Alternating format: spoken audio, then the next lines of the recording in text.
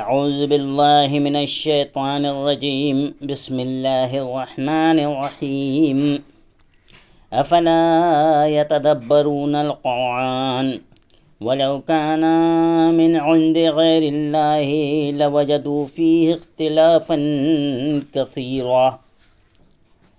کیا یہ لوگ قرآن میں غور نہیں کرتے؟ اگر یہ اللہ تعالیٰ کے سوا کسی اور کی طرف سے ہوتا تو یقیناً اس میں بھی کچھ اختلاف پاتے۔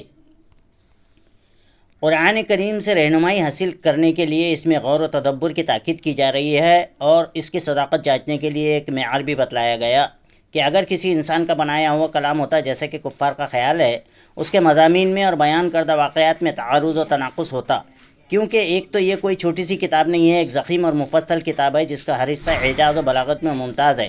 حالانکہ انسان کی بنائی ہوئی بڑی تصنیف میں زبان کا معیار اور اس کی فصاحت و بلاغت قائم ہی نہیں رہتی۔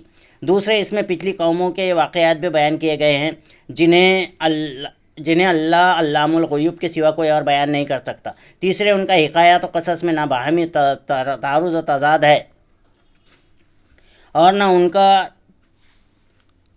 کا چھوٹے سے چھوٹا کوئی جزیہ قرآن کی کسی اصل سے ٹکراتا ہے۔ حالانکہ ایک انسان گزشتہ واقعات بیان کرے تو تسلسل کی کڑیاں ٹوٹ جاتی ہے اور ان کی تفصیلات میں تعارض و تضاد واقع ہوتا ہے۔ قرآن کریم کی ان تمام انسانی کوتاہیوں سے مبرہ ہونے کے صاف معنی یہ ہے کہ یہ کلام الہی ہے، اس نے فرشتے کے ذریعے سے اپنے آخری پیغمبر حضرت محمد رسول اللہ صلی اللہ علیہ وسلم پر نازل فرمایا ہے۔